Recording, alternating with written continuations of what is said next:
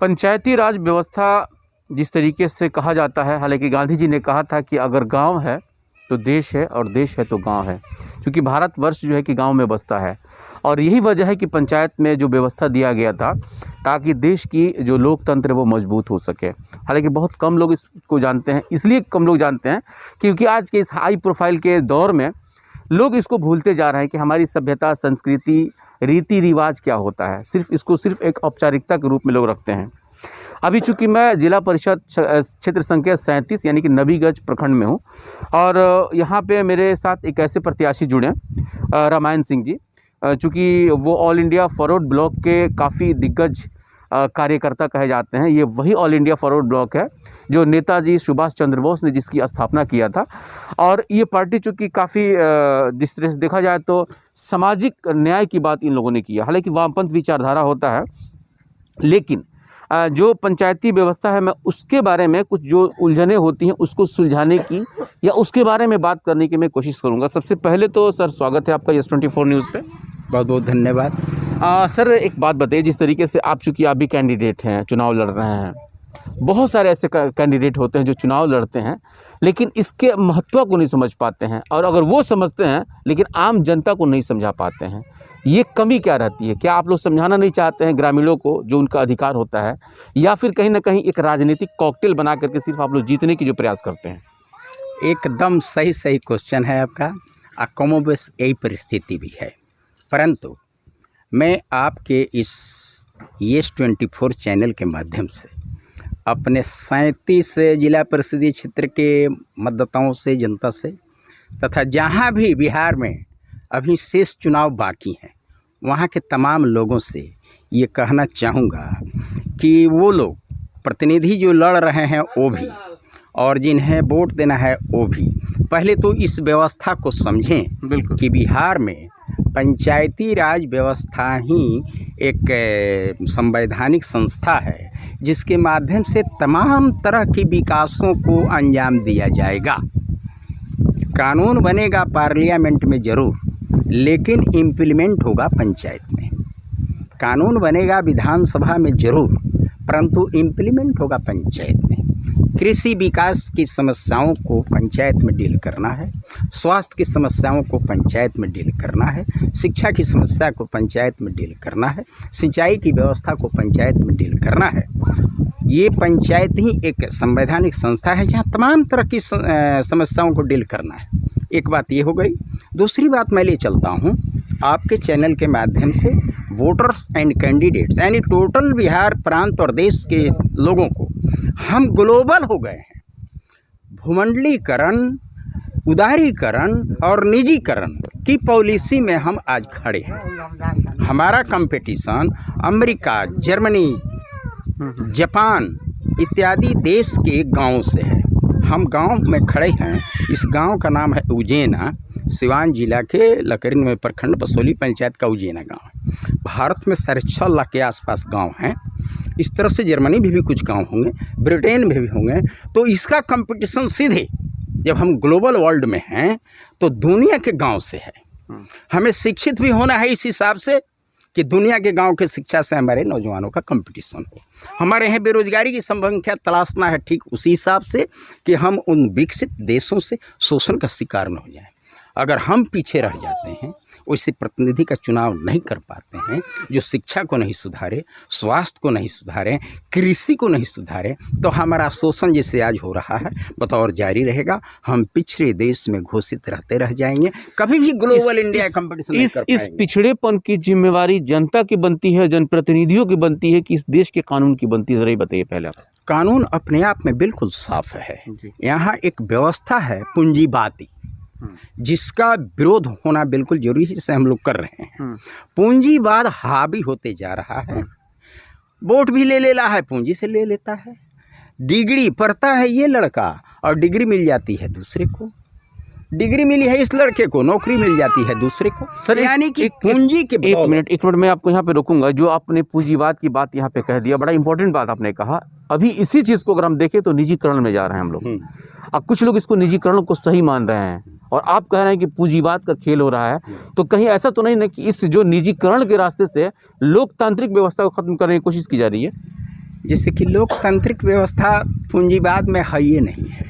वही तो मैं पूछ रहा हूँ ना, तो ऐसा तो नहीं ना। डेमोक्रेसी का मतलब हुआ समाजवाद, बिल्कुल। जनतंत्र, तो जनता द्वारा तंत्र, और ये निजीकरण तो किसी खास एक व्यक्ति द्वारा तंत्र, बिल्कुल। तो लोकतंत्र कहाँ हुआ? ये पूंजीवाद बिल्कुल मतलब कि लोकतंत्र का एक विकृत स्वरूप है। समाजवाद ही लोकतंत्र का असल स्वरूप है। आपकी उम्र कितनी होगी? मेरी उम्र 62 ईयर्स। 62 ईयर्स। आप सियासत में कब से हैं, राजनीति में? राजनीति में मैं हूँ सन 1996 में मैंने प्रथम बार यहाँ लोकसभा का चुनाव मेरे साथियों ने लड़ाया। उसके बाद से पत्रकारिता में मैं जूझा। मैं पत्रकार था झारखंड। मतलब हो गया, मैं मतलब पूरा विस्तार से नहीं जाना चाहूँगा। मेरे कहने का मतलब दो चीज़ें हैं, एक तो आपकी उम्र और एक सियासत।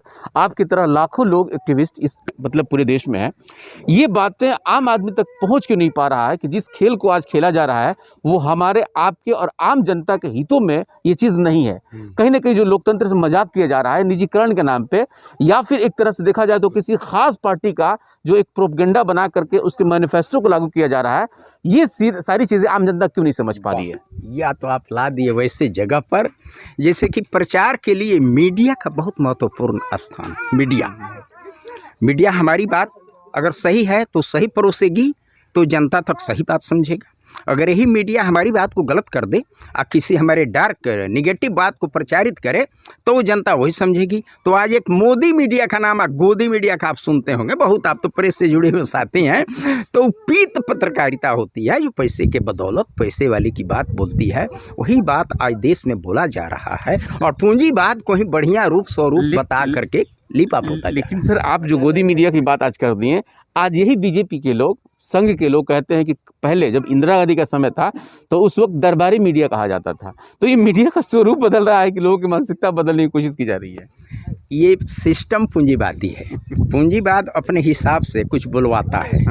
अब जिसमें कोई पत्रकारिता का गुण नहीं है उसको भी फर्स्ट क्लास का एसेट खरीद दिया, दाम दे दिया, राताराती कुछ को पढ़ा दिया कि आप जाओ भाई तुमको खाने पीने को देंगे, यही बात करो। यहाँ पर इस देश पर मतलब कि एथियों का गलत करने वालों की संख्या कम थोड़ी है और अच्छे जो पत्रकार हैं उनकी उपेक्षा हो रही है। आप जैसे लोग देखिए ना, आप तो खेत में आकर खरिहान में आकर के हम लोग से इंटरव्यू ले रहे हैं, अच्छी बात सुन रहे हैं। और फर्स्ट क्लास ही जो है पैसा वाला देगा, स्कॉर्पियो में टीम बैठा देता है, उसको खाने पीने दारू भी पिला देता है, जो कि सरकारी स्तर पर प्रेस और लोकतंत्र में बैन है अपने बिहार में। उस तरह की बात भी दे देता है, उसको अपना अपना पैसा दे दिया, अच्छी बात हुई गौन कर दो, बुरी बात को प्रचारित कर दो।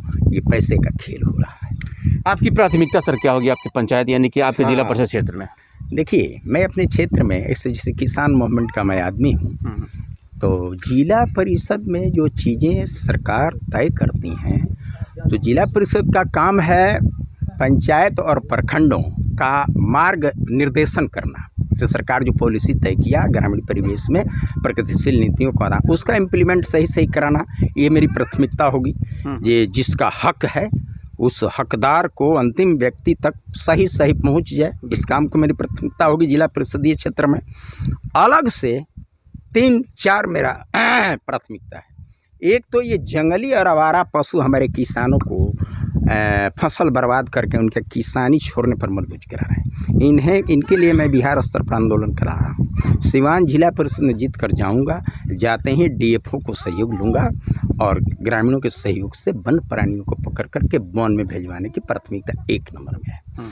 दूसरा प्राथमिकता है कि हमारे क्षेत्र के लोग हर साल बाढ़ में डूब जाते हैं। इस बार हम लोगों ने आंदोलन करके बांध बनवाया है मिट्टी का, उसको पिचकरण करवाएंगे ताकि कभी भी हमारे क्षेत्र के लोग बाढ़ से ग्रस्त ना हो। और तीसरा हमारा मैनिफेस्टो है कि खेती को मनरेगा में शामिल करा देने के लिए जीतने के बाद हमें राजनीतिक एक बल मिलेगा और उसके माध्यम से 38 जिला परिषद के सहयोग से पूरे बिहार के लोगों किसानों को लाभ पहुंचाने के लिए, इन बेरोजगार और किसान मजदूरों की आमदनी की गारंटी कराने के लिए खेती को मनरेगा में शामिल कराने हेतु आंदोलन करेंगे। इन्होंने बहुत सारा महत्वपूर्ण बातें कहा, लेकिन इसमें एक बहुत ही जो इनका मैनिफेस्टो रहा, ये मैनिफेस्टो बहुत कम सुनने को मिलता है। आमतौर पे हम किसी भी प्रत्याशी से बात करेंगे तो वो जल नल योजना की बात कर सकता है, सड़क की बात कर सकता है, नाला नाली की बात कर सकता है, लेकिन कृषि प्रधान देश में जिस तरीके से कृषि का जो व्यवस्था आज चौपट होता जा रहा है, आज रामायण सिंह ने जो बात कहा, बहुत ही महत्वपूर्ण बात इन्होंने कहा कि जो भी फसल का जो नुकसान होता है, खास करके उन जानवरों के द्वारा, ये बहुत कम लोग कहने को मिलते हैं, उसका ये व्यवस्था करेंगे। दूसरी चीज़, जिस तरीके से इन्होंने यहाँ के जो कृषि प्रधान की जो मामला आता है, जैसे बहुत सारी चीज़ें ऐसी आती हैं जो कृषि से जुड़ी हुई चीज़ें, उन मुद्दों को लेकर के ये अपना एक जन आंदोलन की बात जो इन्होंने कहा, जीतने के बाद इनका क्या प्रतिक्रिया और क्रिया रहता है ये तो समय बताएगा। लेकिन जिन मुद्दों के ऊपर पे आज रामायण सिंह चुनाव लड़ रहे हैं, ये इस मुद्दों पे बहुत कम लोग लड़ पाते हैं। अब ये देखना बाकी है कि ऐसे ऐसे जनप्रतिनिधियों का लोगों के बीच में क्या प्रभाव पड़ता है और सच में क्या हमारा देश बदल रहा है। बने रहिए हमारे साथ। शुक्रिया।